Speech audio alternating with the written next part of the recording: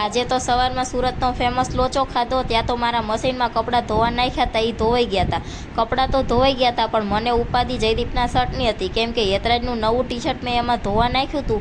એ મેં જ્યારે હાથે ધોયું તો એનો કલર નહોતો જતો, પણ મને ઉપાધિ એ હતી કે જો આમાં કલર જશે તો જયદીપનો વ્હાઇટ શર્ટ રહ્યો એ બગડી જશે, પણ ટી શર્ટનો કલર નહોતો જ્યો અને શર્ટને પણ કાંઈ નહોતું થયું. એટલે મને તો મજા પડી ગઈ અને પછી તો હું પહોંચી જઈ ધાબા ઉપર કપડાં સૂકવવા માટે. બધા જ કપડાં સૂકવી અને હું આવતી રહી નીચે અને સાંજ પડતા હું બેસી ગઈ લસણ ફોલવા માટે. આમાં જેટલું લસણ હતું એમાંથી અડધું લસણ તો મરી જતું હતું, એટલે મને થયું કે જેટલું ફોલાય એટલું લસણ હું ફોલી નાખું. લસણ ફોલતી હતી ત્યાં તો મને ભૂખ લાગી જાય, હજી તો લસણ ફોલવાનું સાઈડમાં મૂકી દીધું અને વટાણા મારા બફાતા હતા, પણ હું તો ગાજરનો હલવો ખાવા માટે બેસી ગઈ. હલવો ખાઈ અને પાછું મેં લસણ ફોલી નાખ્યું, તો એટલું બધું લસણ ફોલ્યું ત્યારે એક ખાયણી લસણ ફોલાણું. પછી તો મેં એને ડબ્બામાં ભરી લીધું અને અત્યારે જેટલું જોતું હતું એટલું ખાંડી નાખ્યું. વિડીયો ગમ્યો હોય તો લાઈક કરજો અને ચેનલને